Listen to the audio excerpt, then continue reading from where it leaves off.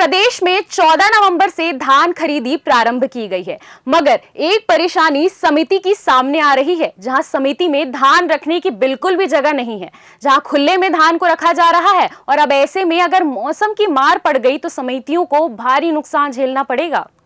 शासन द्वारा धान खरीदी केंद्रों में किसानों के लिए व्यवस्थाएं ठीक की गई हैं, जहां किसान संतुलित भी नजर आ रहे हैं, टोकन भी समय पर कट रहा है और भुगतान भी समय पर हो रहा है। वहीं बारदाने की भी कमी नहीं है, मगर एक बड़ी समस्या परिवहन की आ रही है, जिसे लेकर सभी परेशान हैं। यही कि भाई बफर लिमिट 7,200 है मेरे समिति का, और सरना धान ही बफर लिमिट से डबल है। डीओ करता है तो मिलर आते नहीं है, बोलते कि हम लोग लेट फीस तो पटाते हैं। भाई लेट फीस ठीक है, धान सोसाइटी का उठा रहा है, धान सोसाइटी में सूख रहा है और लेट फीस डीएमओ को मिल रहा है, विपणन संघ को।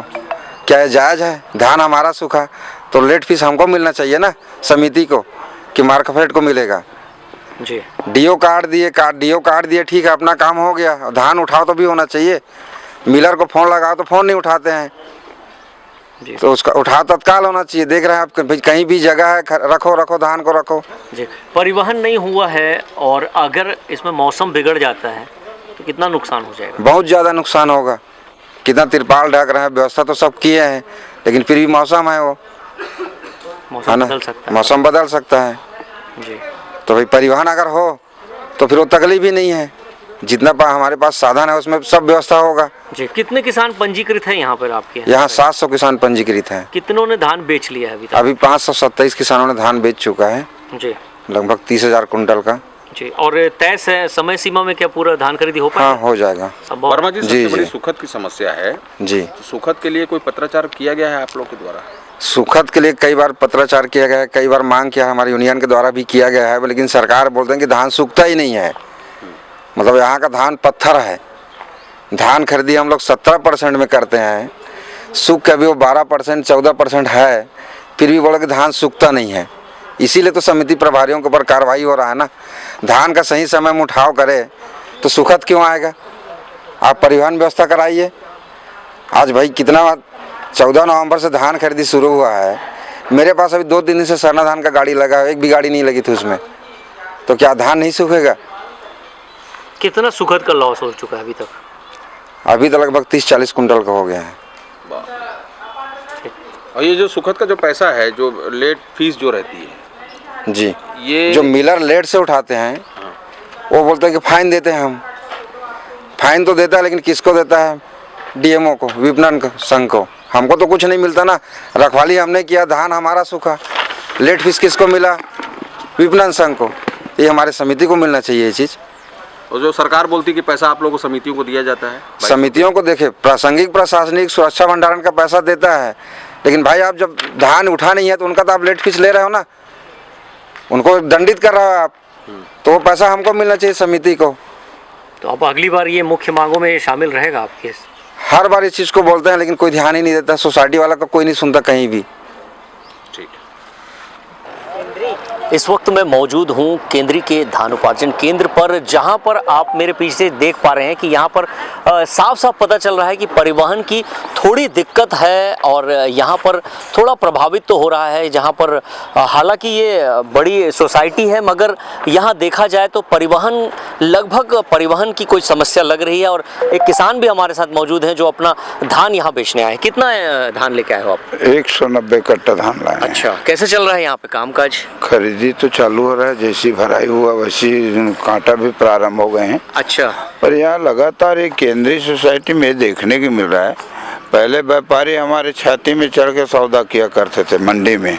आज हमारे धूल मिट्टी में धान गिर रहा है, उसका कोई माँ बाप नहीं। इसमें तो सरकार को ध्यान देना चाहिए। सोसाइटी को आय होता है हमारी कमाई से जी। उसमें कंक्रीटीकरण होना चाहिए, जो नहीं होती। जब हर साल 25-30 लाख की सोसाइटी में बेनिफिट होता है, बिल्कुल बिल्कुल, तो उसके बाद किसान के लिए नहीं होता, व्यापारियों के लिए फड़ बना दिए। अच्छा, उससे अच्छा तो वो जितने फड़ बनाए उसी को यदि समतलीकरण गिट्टीकरण होता तो ये नुकसान नहीं होता। आज हम अपने धान को अपने उठा नहीं पाएंगे।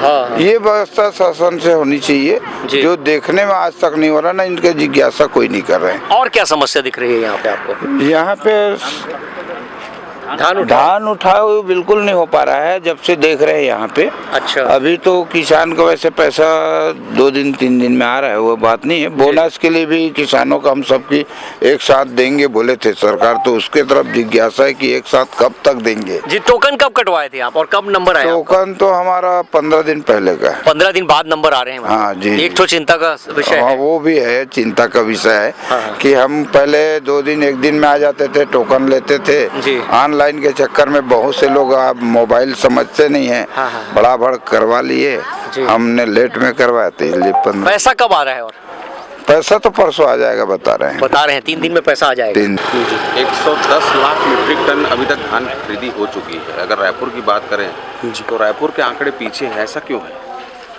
किसान ला रहे हैं सर, अभी लाएंगे, अभी समय है, इसके अनुसार चल रही खरीदी। टोकन वहाँ जो है, टोकन ऑनलाइन टोकन है, सब किसान काट काट के अपने सहूलियत के हिसाब से ला रहे हैं। पिछली बार से अभी तक अगर आकलन किया जाए तो धान खरीदी जो हो रही है उसमें आंकड़े पीछे हैं कि आगे हैं? अभी पीछे हैं सर। कितना? पिछले साल मेरा टोटल सीजन में 76,500 कुंटल हुआ था। इस बार अभी 67,000 कुछ कुंटल हुआ है अभी। मतलब उसका कारण उठाव है क्या? उठाव भी नहीं, उठाव तो नहीं सर, टोकन तो डेली कट रहा है अपना। किसान तो धान डेली ला रहे हैं बस। तो टारगेट पूरा हो जाएगा? हो जाएगा सर, उम्मीद है। अब अंतिम तक स्थिति में पता चलता है सर। हम लोग आपकी सोसाइटी में कितने किसान हैं जो अभी नहीं पहुंचे हैं? मेरे पास लगभग अभी 150 किसान हैं जो नहीं पहुंचे।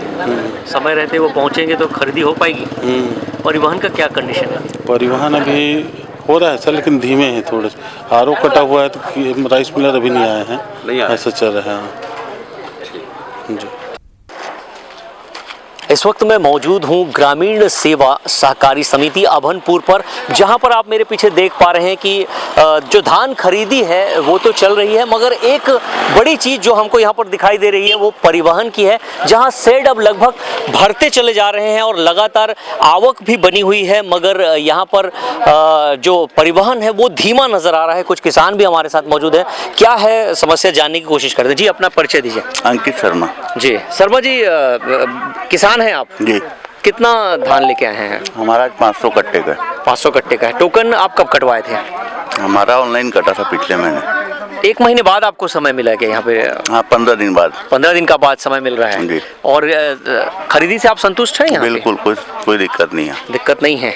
परिवहन नहीं हो रहा है, भुगतान हो रहा है? भुगतान होगा, इसके जाने के बाद आएगा पैसा। हाँ। जो किसान जो बेच रहे हैं उस टाइम पे भुगतान हो पा रहा है? हाँ, हो रहा है ना। जी। जो राज्य सरकार जो अभी धान खरीदी कर रही है उससे संतुष्ट है किसान? बिल्कुल जी। कोई तकलीफ तो नहीं है यहाँ पे? नहीं, अभी कोई तकलीफ नहीं। पानी भी नहीं गिरा तो काफी अच्छा रहा। अच्छा रहा, मतलब इस बार और अच्छा रहा? अच्छा रहा पिछले साल। जी, पिछले साल की तुलना में इस बार अच्छा रहा। अच्छा रहा जी। संतुष्ट है? बिल्कुल। खरीदी, नमी वगैरह कोई जांच वांच तो नहीं आपके सामने है सब। अच्छा जी, सब ठीक है। चलिए ठीक है।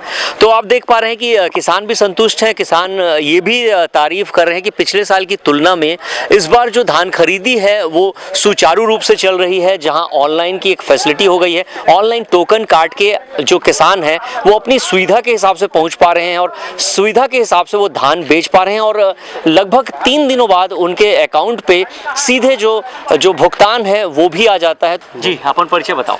मैं जयवर्धन बघेल, किसान हूँ, मैं कृषक हूँ। मैं बीजेपी की सरकार ने चुनाव के पूर्व बोला था कि हम 3100 में धान लेंगे करके, और खरीदी तक ये नहीं क्लियर किया था कि हमको 2300 मिलेगा। क्योंकि जैसे धान खरीदी निर्धारित किया तो 2300 मात्र हमको दे रहा है। हम अगर कैलकुलेशन करें उसके बोने से पानी खाद भी इतना बढ़ गया, महंगाई, लेबर की भी मजदूरी बढ़ गया है ना। जो रोपा 4000 में लगता है तो 7000 हो गया है। तो कुल मिलाकर के 2300-2400 उसमें जो है ना लागत आ रहा है।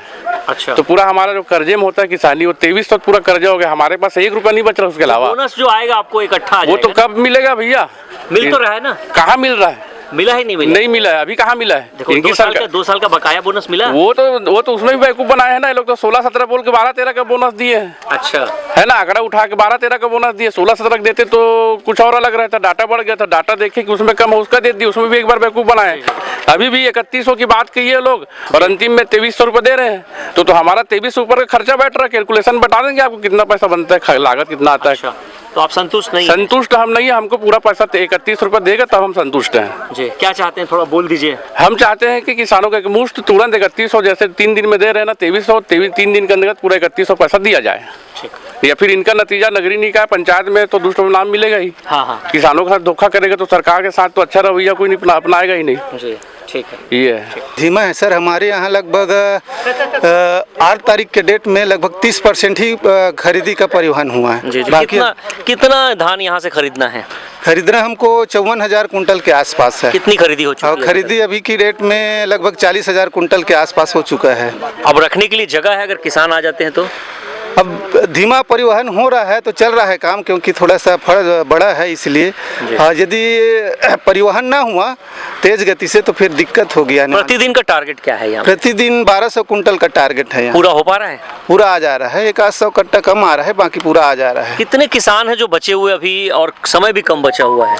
नहीं, हमारे यहाँ वैसे जिस हिसाब से खरीदी का जो टारगेट है उस हिसाब से 25 तारीख तक खरीदी पूर्ण हो जाएगा। समय से पहले हो जाएगा। जी, परिवहन नहीं हो रहा है इसलिए दिक्कत। बस वही दिक्कत है परिवहन का। और बारदाना वगैरह का? बारदाना पर्याप्त है जी, बारदाना की कमी नहीं है यहाँ। नहीं है कमी, केवल परिवहन का है।